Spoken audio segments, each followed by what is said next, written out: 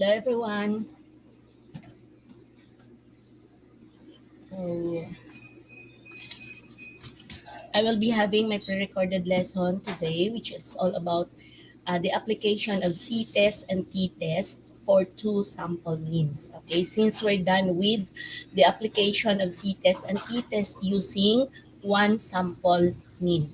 Okay, so this time we are going to consider two samples. Okay, so I have here the list of formula. We will proceed to the next slide. But first, we are going to again to define or to differentiate dependent sampling as well as independent sampling. Okay, so for testing the difference between two means, so we have to differentiate independent as well as dependent sampling. So for t-test and c-test, of course, we are going to consider the independent sampling, and then for paired t-test, we are going to consider dependent sampling. Okay, so to define again, for independent sampling, these are two unrelated sets of sources. Okay, whereas pag dependent sampling, we have the same set of sources, okay, which are being paired and then match. So say for example, for independent sampling, we are going to consider two groups, so male and female, or di kaya two groups, students and teachers. Okay, so two independent sampling. Pag sinabi natin dependent sampling, we have only one set, or we have only one set of groups, or we have one group wherein we can compare the results. Say for example, salary and expenses. Okay, o di kaya training and output. Okay, we are using the same set of respondents, or we are using the same set of samples. So that is for independent sampling. And then another one for paired t-test, you have to take note that it is usually considered as the cause and effect, or di kaya before and after na research. Okay, so we can use the same we can use paired t-test for let's say GWA of students last year and this year. Okay, so pwede yan, or pwede kaya GWA before and after pandemic.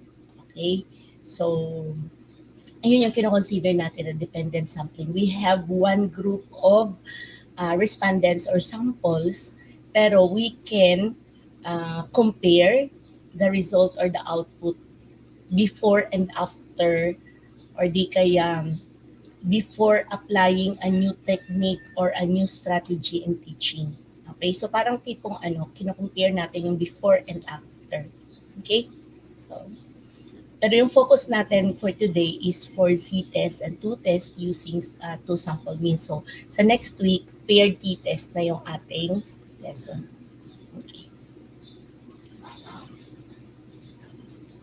So, expect a quiz when we will have our G-Meet. So, yes. Expect a quiz next meeting. So, here's the formula for Z-test. So, the same pa rin yung ating guide. For Z-test, you are going to use it if the respondents are 30 and above.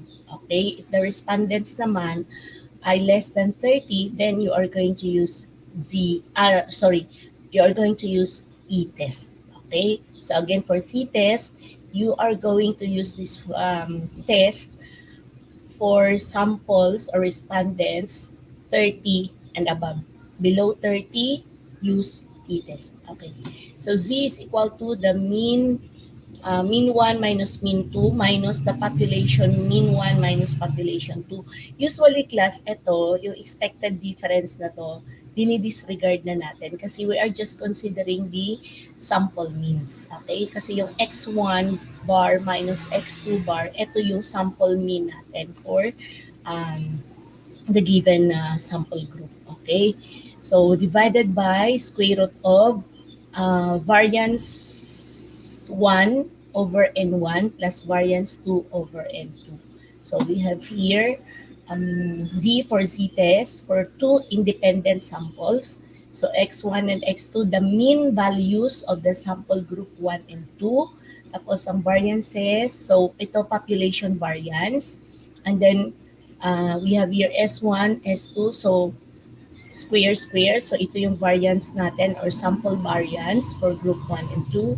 And then we have N1 and N2, sample population of group 1 and 2.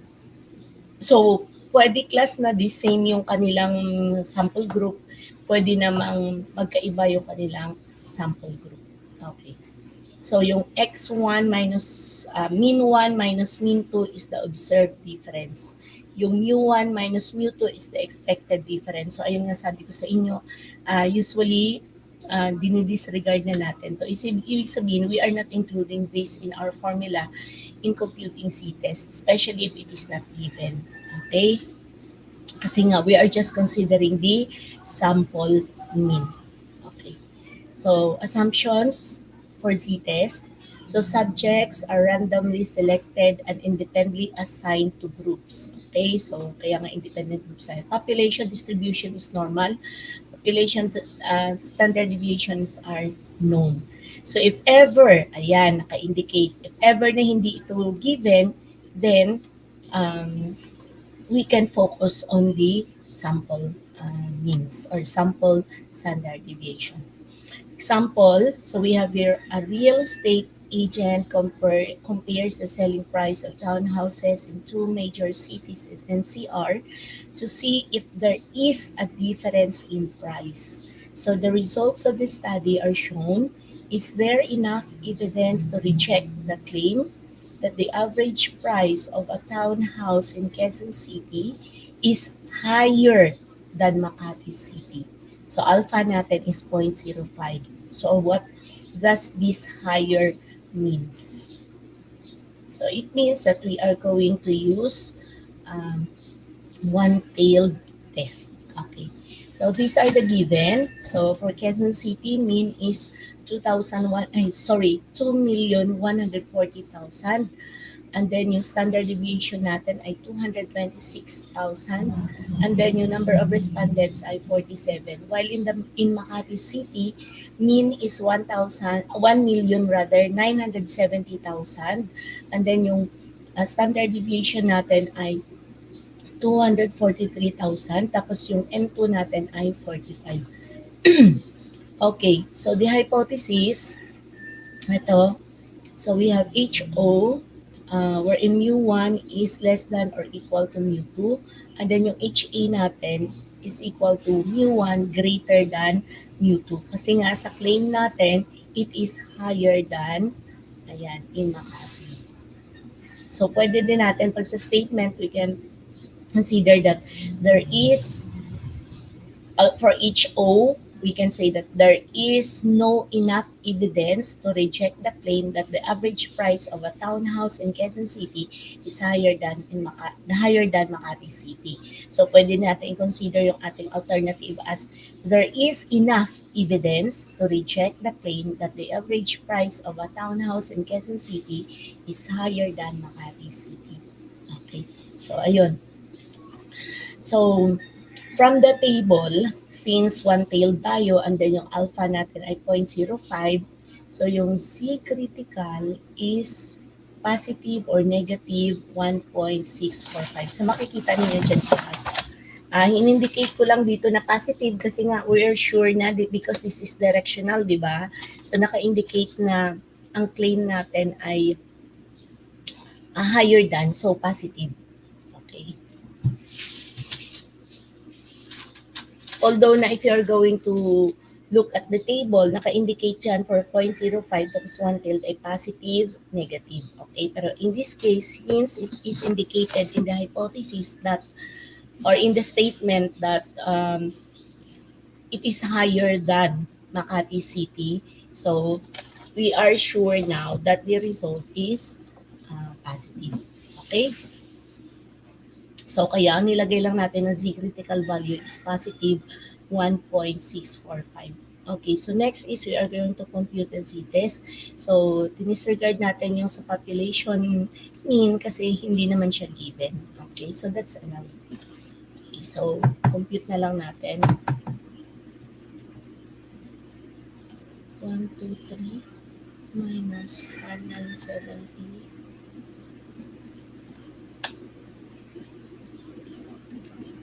So, ang difference dito is 170,000. Okay. And then, di ba ang given natin class is standard deviation. Sa formula natin, we are going to use variance. That is why may naka-indicate na square. So, yung 226,000 square divided by 47 is equal to, ayan, 1086723,404 plus 24312 squared divided by 45. 1, 3, 1, 2, 2, ilang zeros? 1, 2, 3, 4, 5. Okay, it's correct. Or if you want class, you can use na lang direct sa ano na lang, direct na sa calculator. Okay? Pero dito, in step by step ko muna. Okay. So, let's continue. Copy lang natin yung numerator. And then for the denominator, we have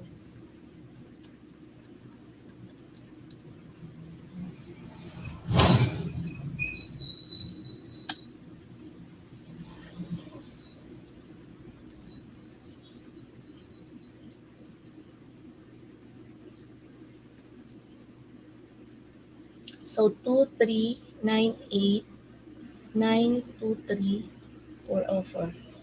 398. Okay. And then, kunin natin square root niyan. So, square root niyan is 48,978.80556 or 0.81.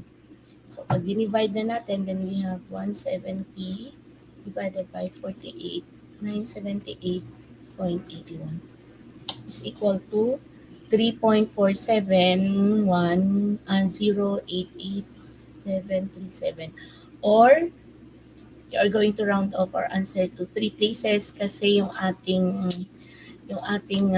P-critical ay naka 3 places. Pero kung i-round off ninyo sa 2 places class, okay lang naman yan. Okay, so ako na-round off ko lang sa 3 places para similar sila with the number of decimals of the critical value. Okay, so let's compare now the z computed to our critical value. So, ang critical value natin is 1.645. So, it means that the critical value is smaller than the computed value. So, yung decision natin will be, so since the computed z-test is greater than the critical z, test value of at alpha 0.05, so we need to reject the null hypothesis. Okay, so if C computed is greater than C critical, then reject the null hypothesis.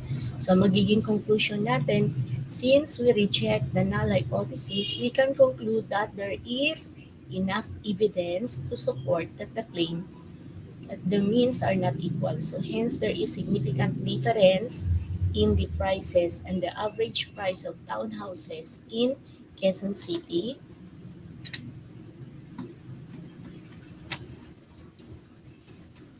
is higher than in Makati City.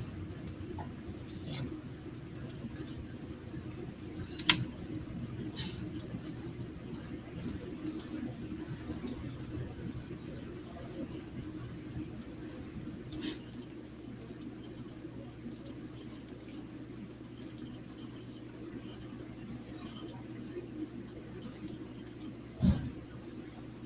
So let's proceed to the second example.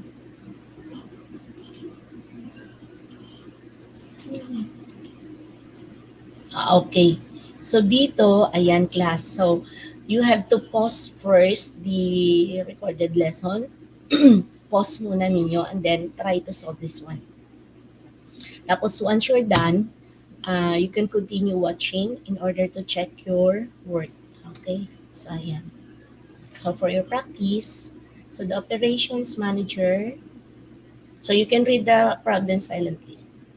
Tapos double check natin yung given. So 35 samples each. Okay, so tama. 0.05 yung alpha. Decide if there is enough evidence to reject the claim of no difference. So ang claim natin dito is yung sa HO na no different in the ages of two groups. So yung given na mean natin or computed mean na ay 27.3, and then for female 28, standard deviation 2.4, and then the other one is 3.1. So same sample groups. A. So ayan. So you are going to solve this problem. So again, you may pause the video, and then once you're done with your computation, you can continue watching in order to check your work. So pero wala mo ng points. Okay, ang importante is yung learning natin. Okay, so let's say you're done now. I'm going to proceed now to the next slide. So, yung U1, U2 natin, of course, there is and there is no lang naman. The claim is there is no, naka-indicate dun sa problem. So, since this is non-directional, kaya two-tailed siya. So, from the table, wag two-tailed, we are going to consider the positive at saka negative, which is 1.96 or 1.960. So, using the formula and then substituting the values, so, 27.3 yung mean 1. Mean 2 natin is 28. Yung standard deviation natin raised to 2 or yung variance na ngayon is 2.4 raised to 2. And then the other one is 3.1 raised to 2. The same yung ating number of sample.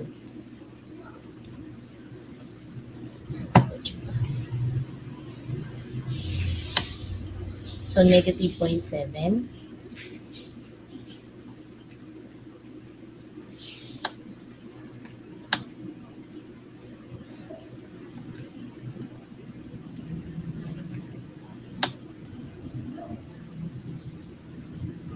So 0.439 all in all. Tapos yung square root niyan is 0.66267. Kaya siya naging 27.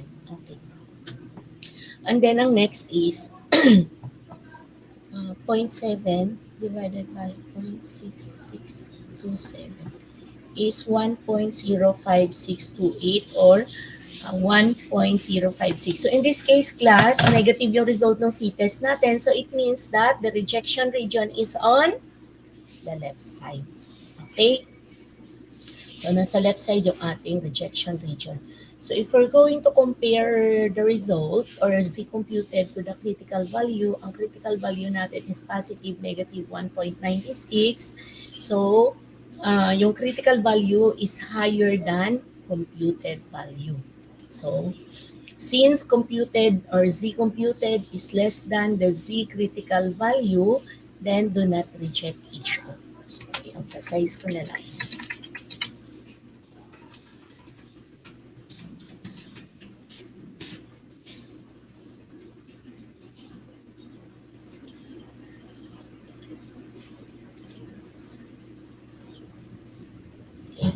So since the computed value is less than the critical value, so researchers should not reject HO. So it means that you're going to accept HO.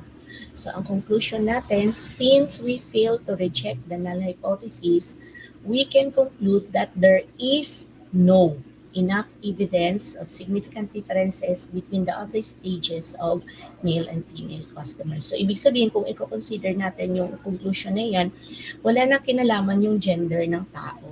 Okay? Doon sa study na to. With regards to their average ages. Okay?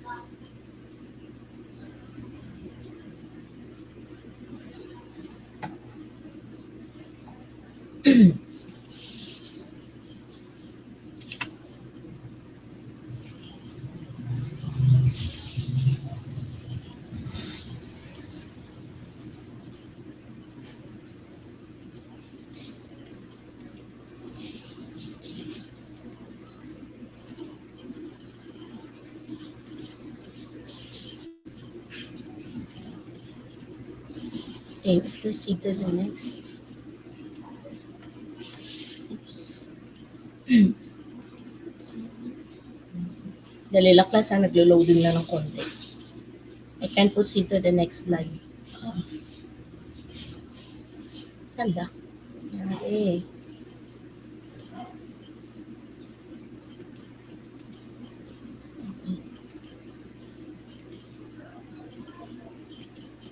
Ayan, for t-test na tayo. Ayan, so testing the difference between two means using using small independent sample. So, kaya siya tinawag na small independent samples kasi di ba ano lang siya, below 30. So, kino-consider dito another term for this class is student's t-test. Kasi si student, siya, so, kinonsider niya yan as the term kasi he was the one who developed it. Okay? So, ang pseudonym niya or yung alias niya is student. Pero he was G.W. Gossett. Okay? So, kaya if ever na ma-encounter ninyo yung student t-test from other books or other references, that is also the t-test that we are considering. Okay? The same lang. Okay? So, we are going now to compute or apply t-test for the given data. Okay, so assumptions natin, ayan, so subjects are randomly selected, population variances are homogeneous, population distribution is normal. So naka-normal curve pa rin tayo. Pag sinabi natin homogeneous, single lang siya.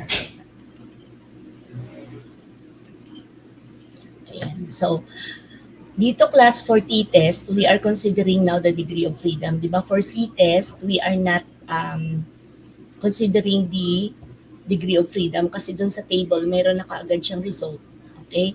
Pero pag t-test, we have to compute for the degree of freedom. So kung na-recall ninyo, for one sample group, yung degree of freedom natin is n minus 1. Okay? So for one sample group of t-test, degree of freedom is n minus 1. Pero for two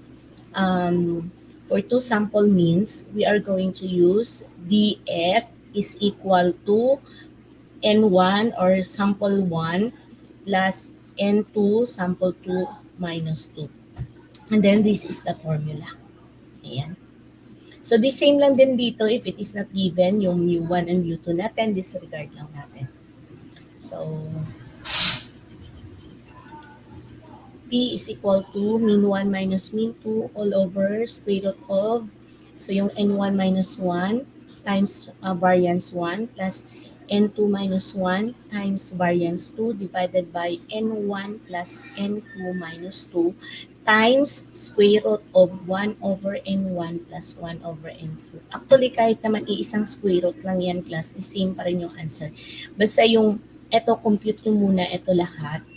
Yan, compute nyo muna yan bago ninyo i-multiply sa 1 over 2, 1 over n1 plus 1 over n2. Okay? So, compute muna natin isa-isa. Kaya, sineparate para mas ma-emphasize na solve muna natin yung isa bago i-multiply sa isa.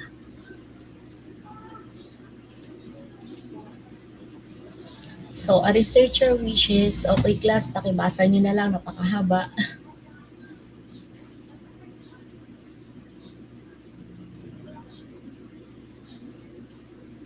So, at alpha 0.01, can he conclude that the private school teachers does not receive the same salary with public school teachers? Assume that the population are approximately normally distributed. So, ito yung given class.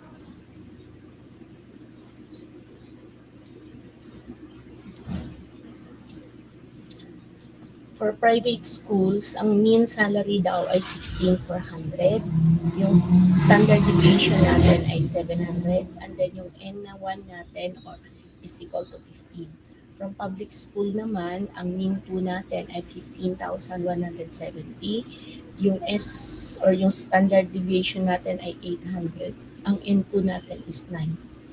So, for our hypothesis, so there is no difference. Tapos, for our HA, of course, there is significant difference. Ito yung ating claim. So, DF natin ay N1 plus N2 or 15 plus 9 minus 2 is 22.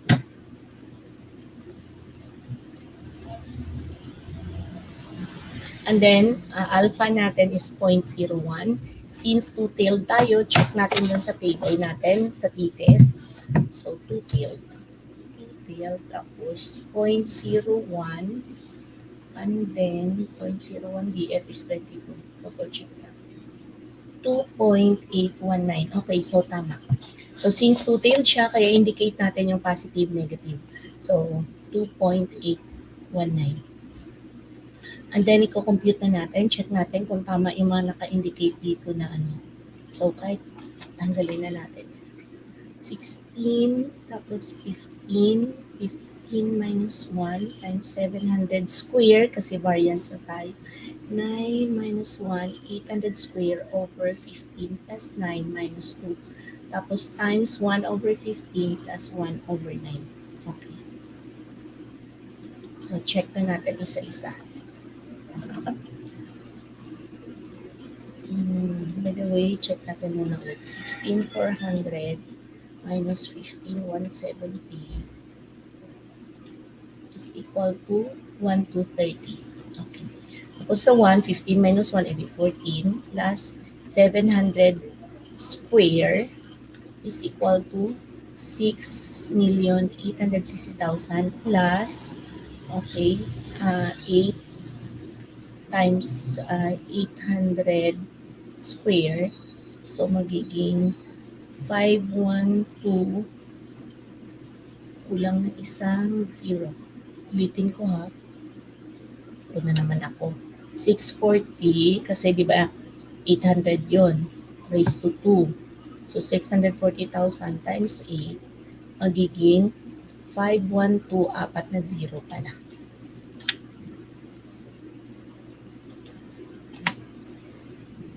Check natin.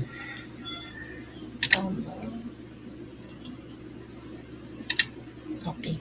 Next is, pag i-add natin yung dalawa, 6,860, 1, 2, 3, apat na 0, plus 5,120, 1, 2, 3, is equal to 11,980. Okay, tama naman ito. 11,980. Okay. So, tapos, divided by 22. Okay. Itong 0.177 galing to dito sa 1 over 15. Tapos, plus 1 over 9 is equal to 0.1778. Pag nag-square root tayo na yan, magiging 0.421637, kaya 64 na lang. Okay.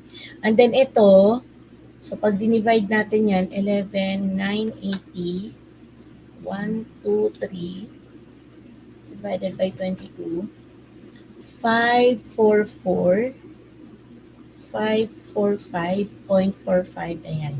So, bring down lang natin yung 180 or copy lang natin, sorry, yung 1,230. Tapos, yung quotient nitong dalawa na to is 5,4. And then, yung square root nung 1 over 15 plus 1 over 9 ay 0.42. Ganyan. So, kung i-multiply natin, 1,230, 1, so, multiply the denominator. Magiging result niya ay 311.14. So, double check natin. 737.933. Kasi ang square root nung 544. So, 544, 545.4545 ay 737.933. 737.933 times 0.42164 is 311.1421. Plus 1,230 divided by 311.1421 is equal to 3.953 or 3.95. By the way, class, pwede kayo mag-direct sa calculator, ha? Na hindi na kayo magaganito. Pwede yun. So, i-direct nyo lang sa calculator. Gamitan nyo lang ng mga kung sa open parenthesis.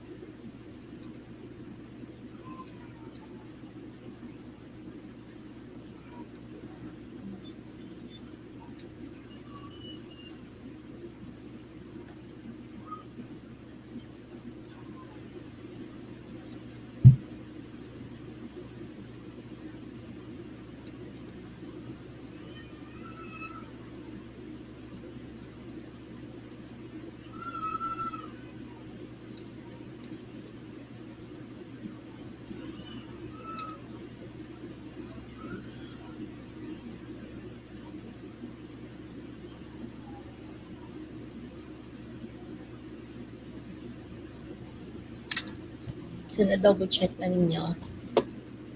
Okay.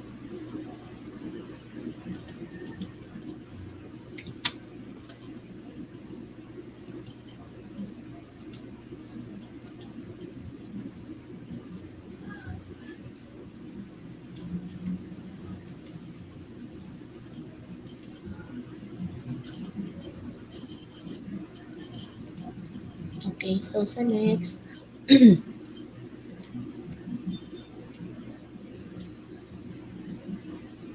so yung answer natin dito is 3.95 and then what, 2.81. So of course, mas greater yung ating computed t. Okay, so since decision natin, since the absolute value of the computed t is greater than the absolute value of the t critical value, therefore we reject the null hypothesis. So reject HO or accept HA.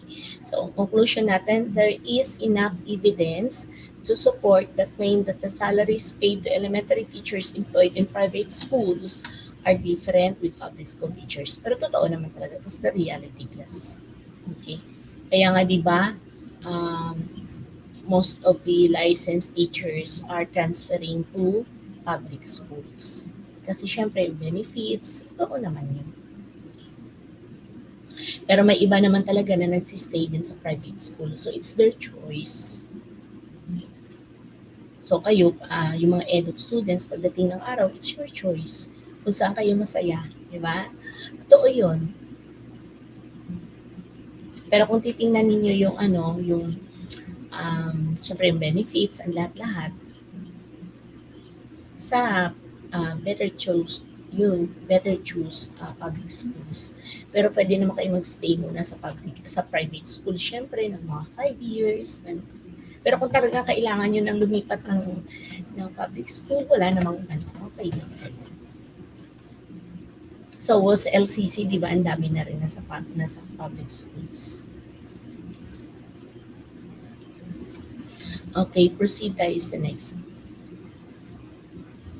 So, dito class, meron na tayong mga specific data. So, we will be the one to compute for the mean, pati na rin yung standard deviation. Yan. So, problem states that a budget head for SSS Sales INC Incorporated would like to compare the daily travel expenses for the sales staffs and the audit staff. So pareho silang empleyado ng SSS Sales Incorporated pero magkaiba sila ng posisyon. So kaya two different groups pa rin yan. So at 0.05 significance level, can he conclude that the mean daily expenses of sales staff are greater than the audit staff? Okay. So dito, naka-indicate na yung nag-assume sila na yung daily expenses ng sales staff are greater than the daily expenses of audit staff. So, Ito yung ating HO. And then of course, the mathematical equation of our HA is mu1 greater than mu2. So this is directional, kaya one-tailed test tayo. So, ang next step class, of course, ito. And then, we're going to find the critical value. So, ang critical value niya is 1 point kasi ang ilan yung DF natin dito? 1, 2, 3, 4, 5, 6, 7, 8, 9, 10, 11, 12. So, yung N1 natin ay 12, tapos yung N2 natin ay 2, 4, 6, 8, 9. 2, 4, 6, 8, 10, 12. Okay. So, 19, 12, 21 minus 2 is 19. So, 19, tapos 0.05, no? So, check natin dito. One-tail tayo.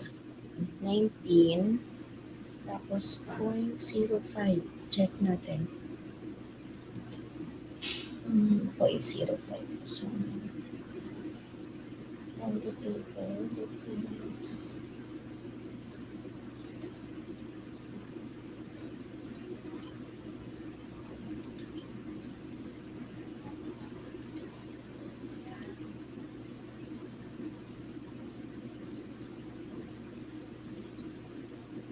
19.05 is 1.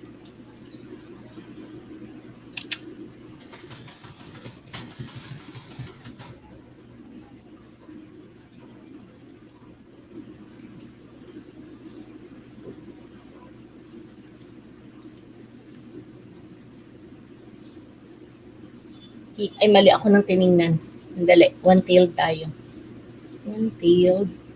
One-tailed na 0.05. So, tama pala yun. 1.7 na. One-tailed tayo. 1.729 or 1.73. Okay. Or equal din siya sa 1.73. So, one-tailed tayo. One-tailed. 1.73. Check natin ulit ha. So, 0.05 so one-tailed. So, tama. Katapat niya kasi is 0.1 sa Okay, sige. So, balik tayo dito. Ang DF natin dito is 19.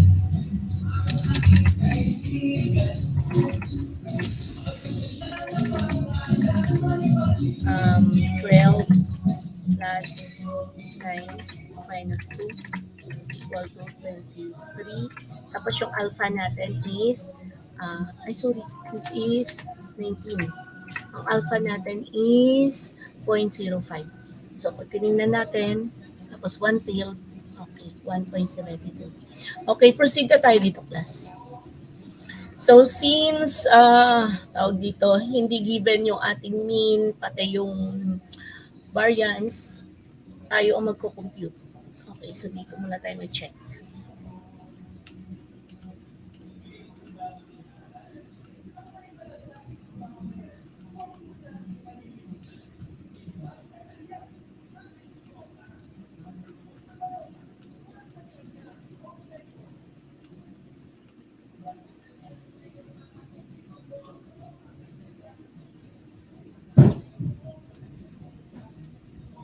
146.25 yung ating mean 1. Okay, so tama. And then, if we are going to get the standard deviation, so instead na kukunin pa natin yung standard deviation class, pwede naman na i-direct na lang natin sa variance. Kasi kung titingnan natin ang formula natin, di ba variance naman talaga yung hinahanap. Nagkataon lang doon sa mga kinumpute na natin given yung standard deviation. Pero tingnan nyo, nagsisquare pa rin tayo. So, ang gagawin natin, instead na magpo-compute pa tayo ng standard deviation, diretso na tayo sa variance. So, di ba ito yung formula ng variance, kung na-recall niyo? So, if you want class, pwede naman na naka-horizontal yung pag-compute ninyo. Walang problema doon. Pwede yun, yung parang ginagawa natin before na naka-horizontal. Or, so ito, diniretso ko na lang para mas madali. Okay? Mas madali din yung ano, yung naka-vertical na pattern na parang table. Okay, so nasa inyo. So double check muna natin. 105 minus 146.25 followed by 120, 140, 160, 100, 170, 160, 140, 130, 180, tapos 190. Okay.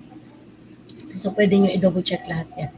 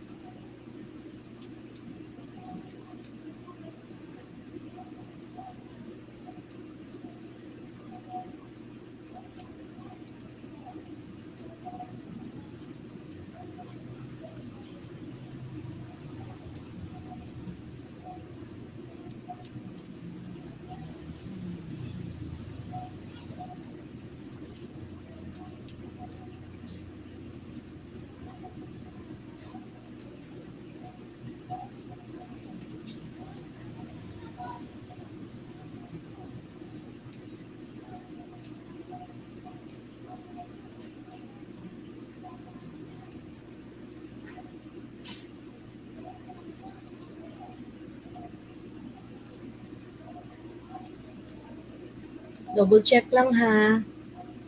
Double check.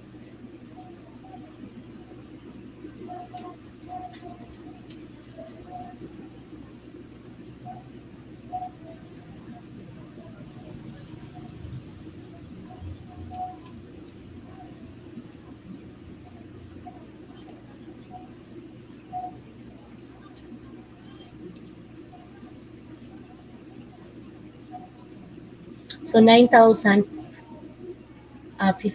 point may butal. Divided by, bakit may butal na ko ako?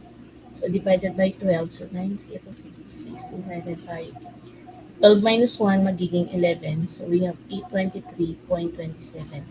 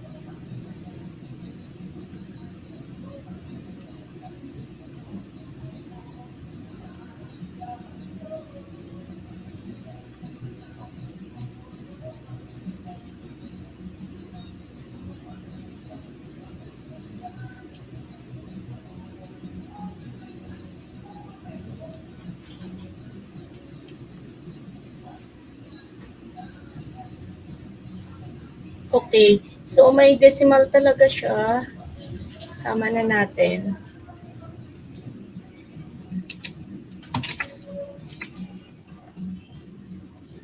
Divided by 11. 82329. Approximately 82348 natin siya. And then, doon na tayo sa second set of data natin, yung sa audit stop. Audit stop. So, first, check na.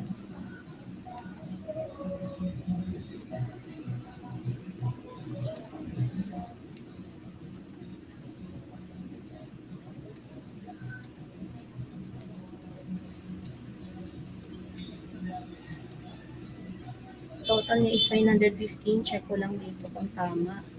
Divided by 9. So 101.666 or 101.67. So tama. 101. So the same lang din yung pattern. Double check natin to. 130. So 130, 150, 90, 80, 70, 125, 180, 80, tapos 110. So pwede siyang i-direct sa calculator. Lagyan nyo lang ng open parenthesis tapos raise to 2. Pwede yan sabay-sabay. 50, 7 raised to 2.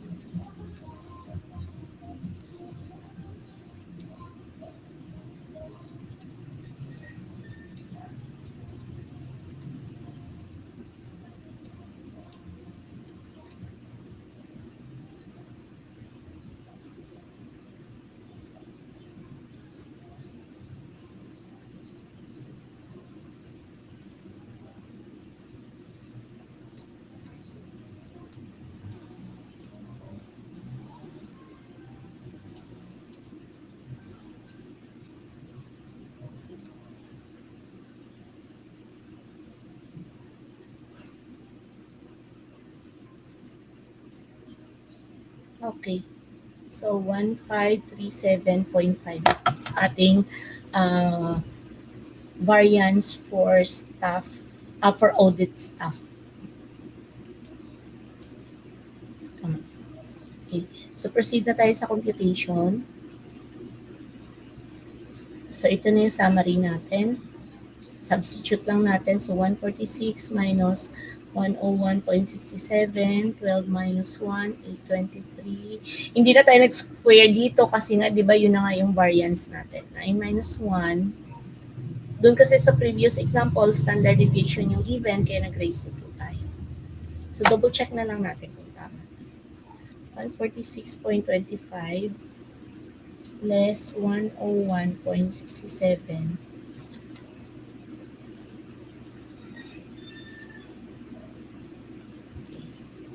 44.58.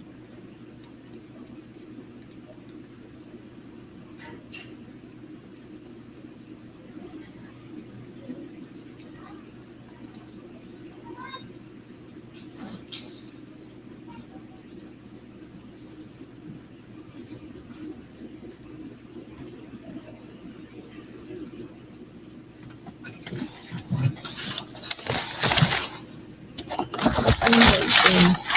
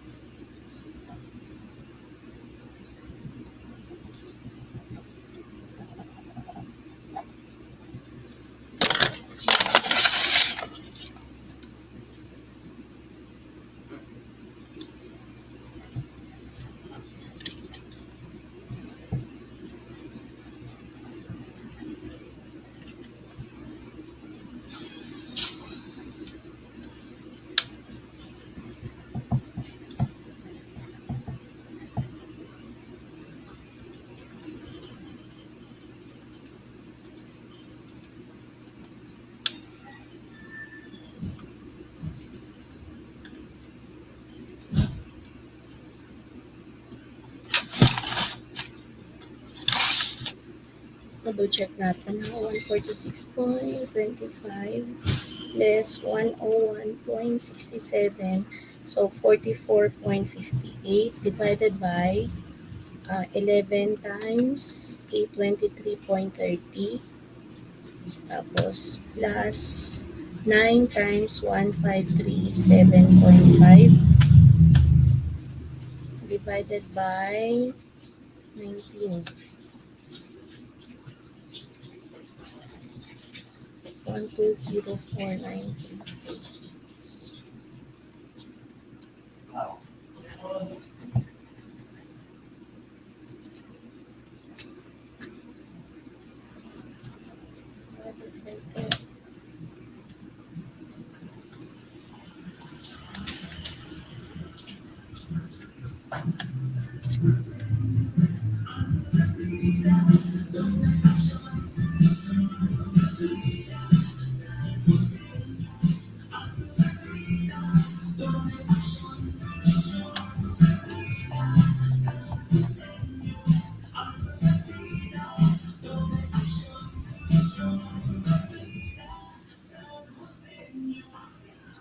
Bakit? 1537, tama ba yung mga data natin? 9 minus 1 is 8. Number 5, Board Member John de los Santos. Ako, napakadami. Number 8, Board Member Ryan Paul Elias. Number 3, Mayor Arthur Leones. Number 1, Vice Mayor Efren Matulogay Jr. District 1, Number 1, Isabela. Number 2,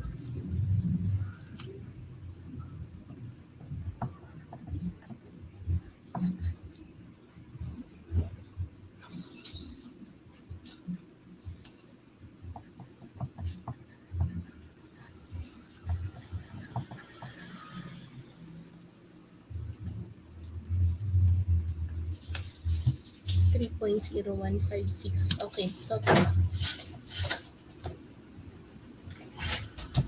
Okay, so the answer is 3.02 or 3.015, which is greater than the critical value. So, decision natin, since T computed is greater than T critical, so we have to reject the null hypothesis. So since HO is rejected, then we can conclude that there is enough evidence to support that the claim that the daily travel expenses of sales staff is greater than the audit staff. Okay, so yan yung ating conclusion.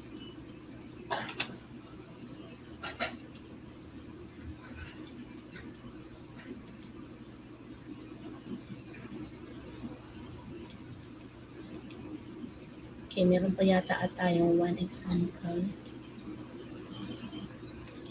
And then after this, mag-upload na lang ako. Okay, so we're done.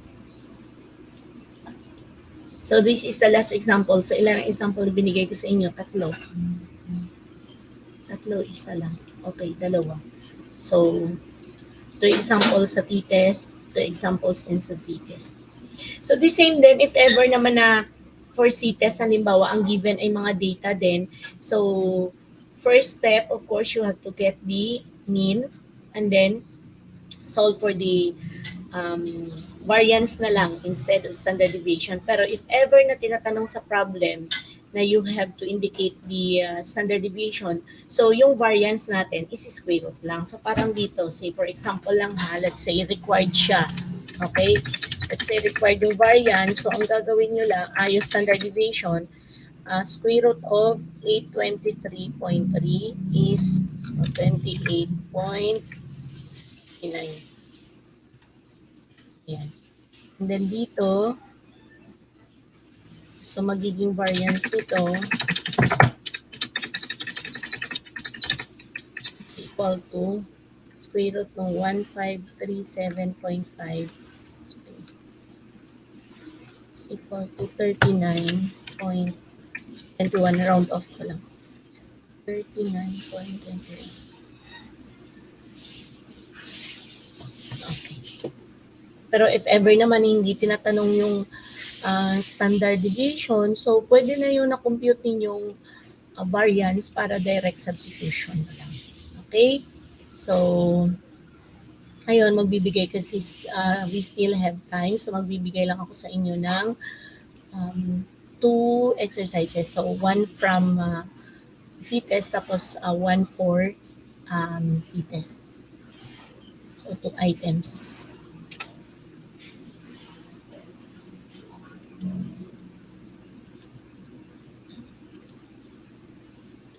So expect a quiz na on next meeting. So mag-meet tayo, meron tayong live meet. So actually, I'm planning na pwede ba lahat mag-on cam during the quiz para makikita naman natin. Pag-usapan natin yun next week kasi I'm planning na pwede rin yun eh. If ever na ibang oras yung iba mag-take ng quiz, kailangan naka-video lang habang nag-quiz sila. Okay, so sige, we're done. So, upload ko na rin yung questions, two problems, one for C-test, one for T-test using two sample means. Okay, bye class. God bless everyone.